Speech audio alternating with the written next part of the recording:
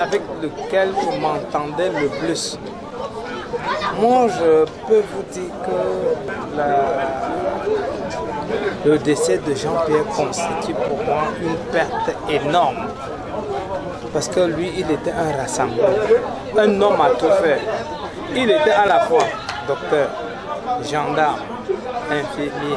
Je dirais effectivement, comme il n'était pas seulement pour nous, même l'État avait fini par le couronner chef de bloc.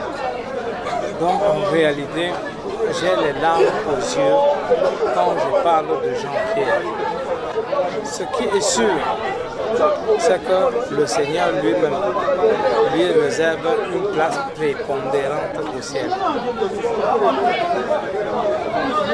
Est-ce que vous pourriez un peu la grâce de Dieu dans votre famille afin qu'il suscite encore notre Jean-Pierre?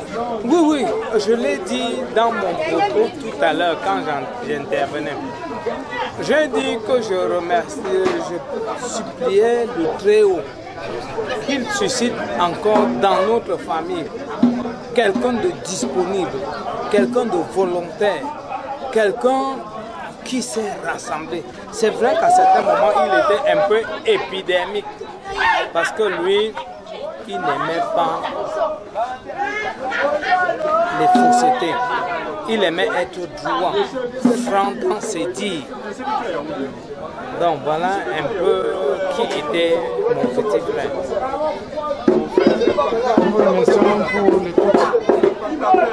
C'est moi qui vous remercie parce que cette occasion m'est donnée pour parler un peu de mon frère. Je crois que l'occasion que vous me donnez me soulage plutôt. Parce que j'étais tellement pensif que je pouvais en être malade. C'est moi qui vous remercie. Bonjour monsieur. Est-ce que vous pouvez donner votre nom? Madame Samy Hélène. Est-ce que vous pouvez nous dire qui était monsieur Jean-Pierre pour vous? Jean-Pierre était mon grand frère, disons mon cousin, l'enfant petit frère de mon père. Est-ce que vous pouvez nous dire ce que vous partagez intimement avec vous? Tout. Je vous dis que, comme on l'a appelé là, docteur, cadavre, docteur, ceci, cela. Donc, quand nos enfants étaient malades, on n'avait pas besoin d'appeler une autre personne, parce qu'on savait que tous les docteurs étaient pour lui. Les pédiatres, hein? Si bien que quand ma petite fille était malade, il est venu à la maison, l'a porté mettre au dos. Moi, je le suivais. Et nous sommes partis là. Mais c'était docteur Cuissi ou c'était Kyo, le pédiatre de la cantine. Hein?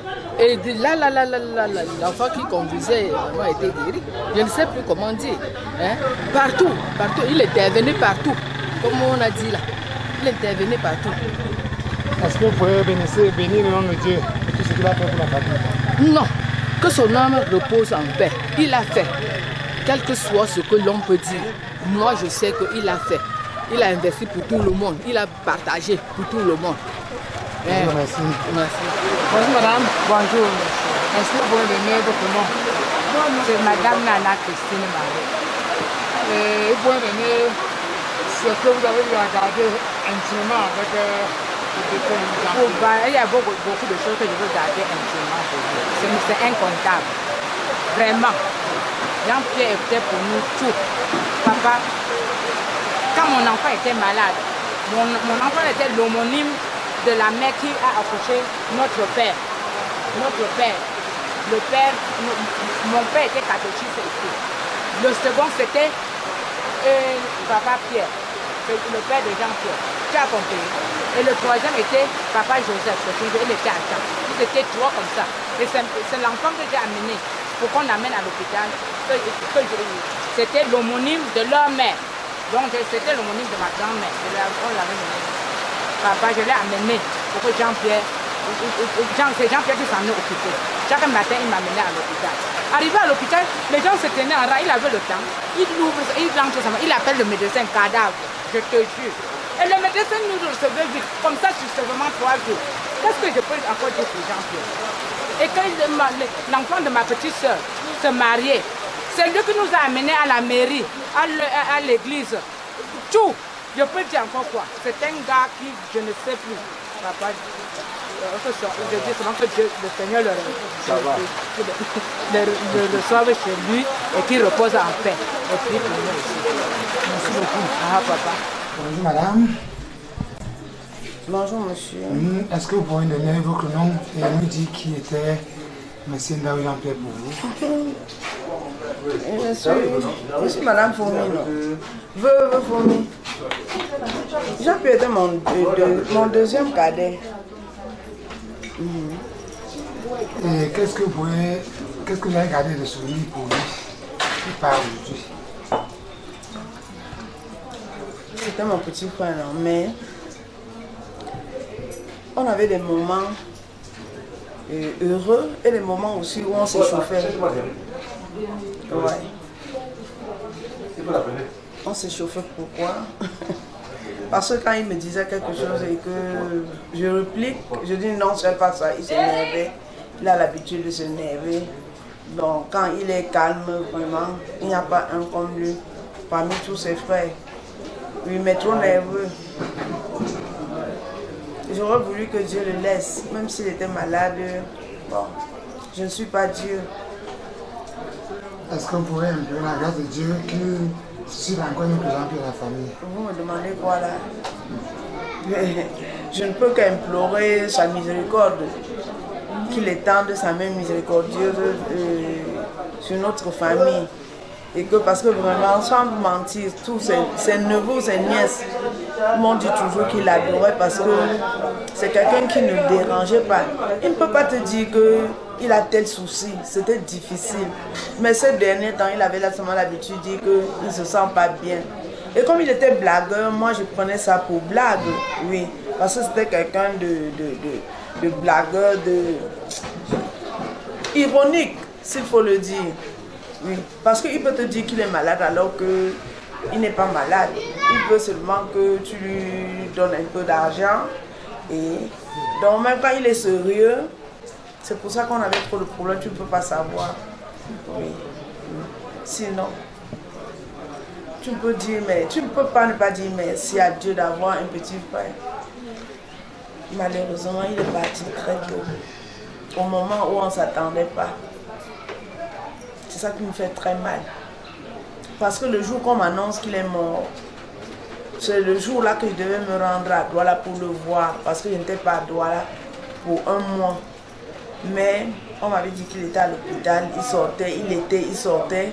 Mais au moment où moi j'ai décidé d'aller leur rendre visite, parce qu'il y a aussi un de ses petits frères qui n'est pas venu au deuil, parce qu'il est malade. Le docteur a dit qu'il ne peut pas voyager. Donc je me préparais à leur rendre visite. Ce matin-là était un matin fatal pour moi. On me dit qu'il est mort. Qu'est-ce que je peux faire? Je ne peux qu'implorer la miséricorde de Dieu. C'est tout. Merci. Bonsoir. Est-ce que vous pouvez nous dire ce qui t'a marqué pour le passage de papa? Ce qui m'a marqué, c'était plus que jamais sa joie de vivre. C'était un bon vivant, comme on aime bien, comme on dit souvent. Et on aimait bien souvent le taquiner, comme il avait son gros ventre là. Chaque fois qu'on le voyait pour se saluer, on lui donnait un coup de poing dans le ventre. Et c'est comme ça que on se mettait souvent à se chamailler. C'était notre façon de se saluer. C'était comme ça qu'il était. Et qu'est-ce que vous avez encore gardé de souvenir? Un bon cuisinier. Merci. Les vacances qu'on a passées avec lui, c'était vraiment un bon cuisinier, les repas qu'il nous concoctait.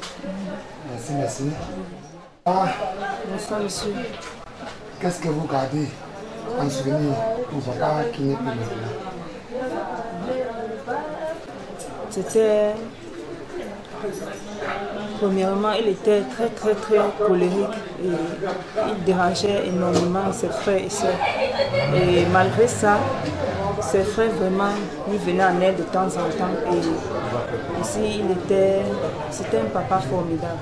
Un papa vraiment formidable. J'ai beaucoup appris de lui. J'ai beaucoup appris de lui, énormément de choses.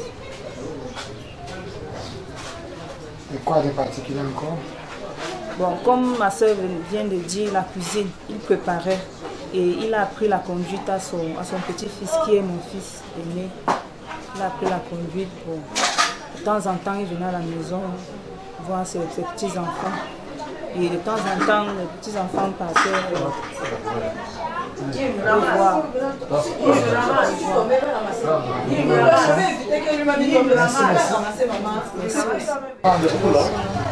Est-ce que vous pouvez présenter Je suis Poupon, la nièce de papa Jean-Pierre, l'aîné de son petit frère. Et papa Jean-Pierre, c'était mon oncle naturellement, mais c'était aussi, je vais dire, mon préféré. Parce que ce que j'ai aimé avec lui, c'est que malgré son caractère, c'était quelqu'un de cash. Papa Jean-Pierre était très direct. Et puis il avait beaucoup de cœur. C'est-à-dire qu'il ne faisait pas, surtout avec nous, ses neveux et ses nièces, il ne faisait pas les choses par méchanceté. Il va te gronder, mais pendant qu'il te gronde, il est en train de t'appeler mon bébé, mon bébé. Et voilà, ça c'est le souvenir que j'ai de mon oncle. Nous vous remercions. Bonsoir mon fils. Bonsoir. Est-ce que tu peux te présenter et dire qui papa Jean-Pierre était pour toi? Bakov Temen Derek le dit, c'était mon oncle, le grand frère mon père. Et qu'est-ce que tu gardes de souvenir pour lui? Surtout les derniers moments aussi, ça n'allait vraiment pas. Il avait mal au pied, il avait beaucoup de douleurs. La dernière fois qu'il est venu à la maison, il n'a pas pu venir à la maison parce qu'il m'avait dit une fois, c'était souvent en route, il m'avait dit qu'il ne pouvait pas arriver à la maison parce que son pied faisait trop mal. Et il était beaucoup souffrant, vraiment. Et qu'est-ce que tu gardes en souvenir de positif pour lui? Il était drôle, Même parce qu'il se plaignait beaucoup de fois quand on ne venait pas dans la visite et tout ça, mais à chaque fois qu'on se voyait toujours, il se plaignait, mais après toujours, il faisait des blagues, ça allait, il était très drôle. Il nous amusait. Merci. Ok, merci. Bonsoir. Est-ce qu'à la fin, qu'est-ce que tu peux nous dire concernant M. Ndao Jean-Pierre? Tout ce qu'on peut retenir de M. Ndao Jean-Pierre, c'est que c'était un homme du peuple, un homme aimant, un homme disponible pour tout le monde, un homme bien. C'est vrai qu'on parle toujours bien des morts, mais il avait un côté quand même assez important qu'on aimerait retrouver chez tout un être humain. Tout ce que j'aimerais lui dire, c'est que la tête de nos ancêtres soit légère et qu'ils disent un bonjour à maman Bako Madeleine, à maman Djike Florence, et ils arrangent une place pour nous. Que la famille te mène, mes enfants et moi, mon époux et moi, on lui dit au revoir. Merci. Merci. Bonsoir. À la fin de cette élimination, qu'est-ce que vous pouvez nous dire de particulier concernant le défunt? Oh, je crois que tout a été dit. Je ne vais plus revenir sur tout ce qui s'est dit. Et curieusement, comme par coïncidence, le prêtre a dit ce qu'il fallait. Donc je n'ai plus rien à dire. Le prêtre a fait une messe, où dans cette messe, il a englobé tout ce qui nous concerne.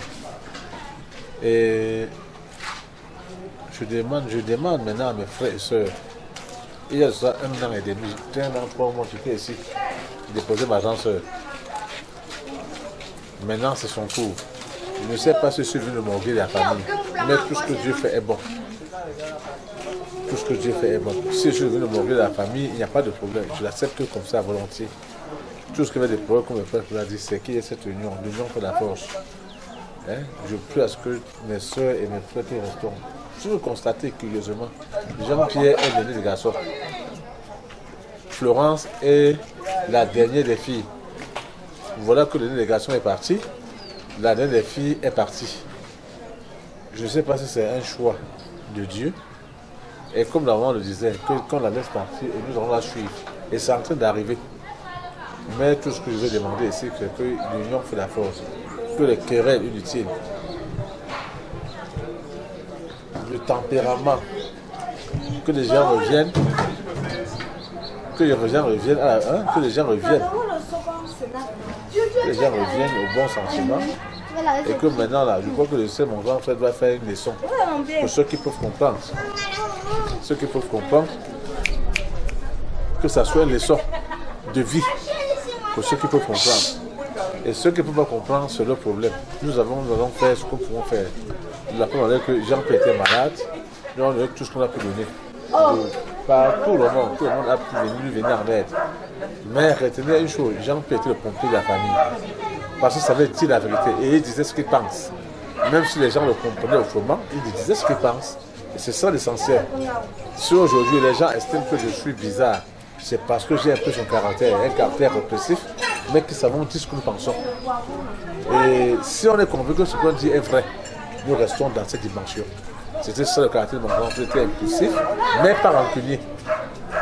Ce que retient de lui, nous avons perdu le baobab, nous avons perdu quelque chose d'irréparable. C'était le fou de la famille, le fou dans le bon sens et dans le mauvais sens.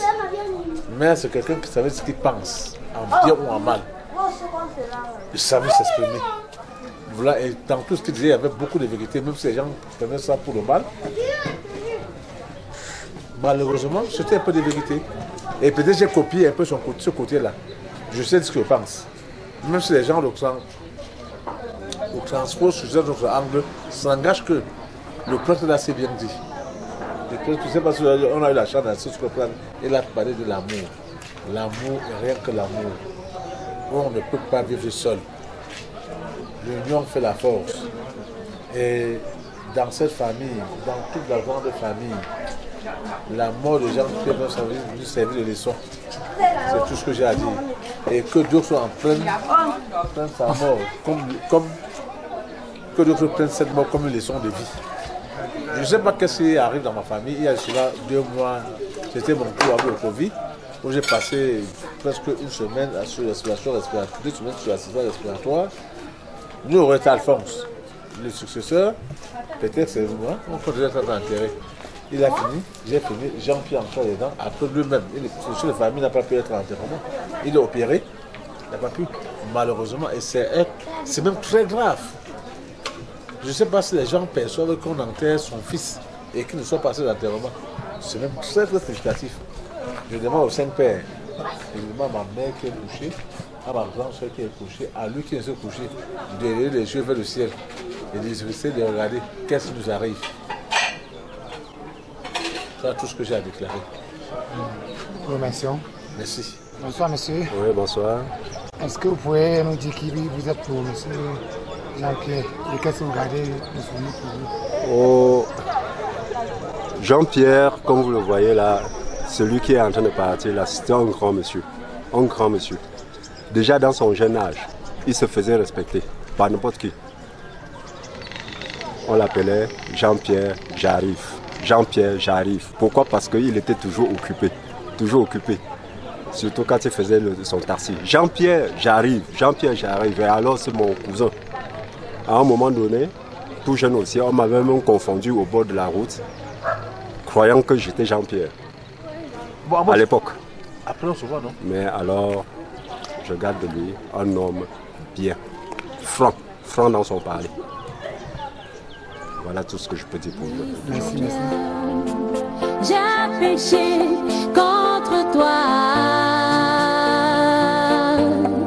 trompé par le malin, je t'ai renié.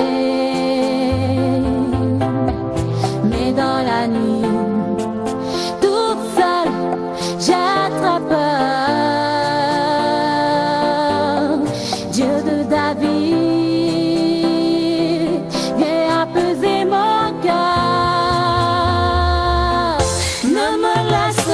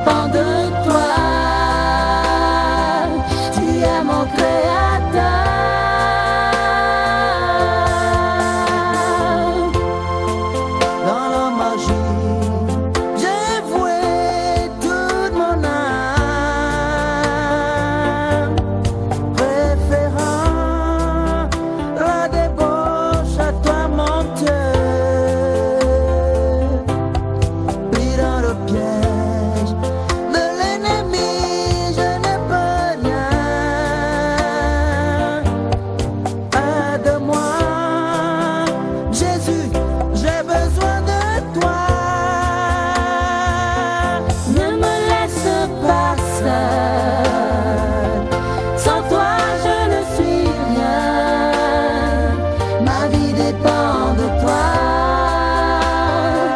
Tu es mon créateur. Ne me laisse pas seul.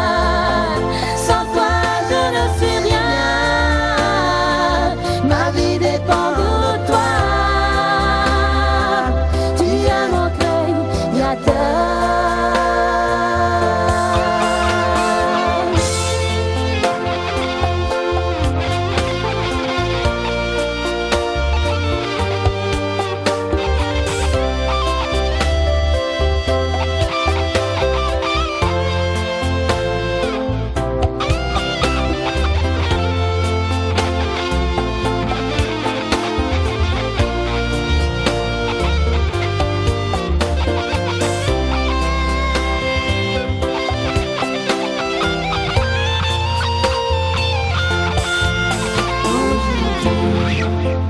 Je viens me repentir, car Seigneur, je sais que tu reviendras après ma mort.